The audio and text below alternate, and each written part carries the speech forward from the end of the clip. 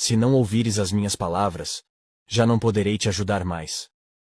Há uma semana eu noto que alguém está tentando arruinar a sua vida. A pessoa de quem eu falo é um homem alto e velho, que está presente na sua vida por muito tempo.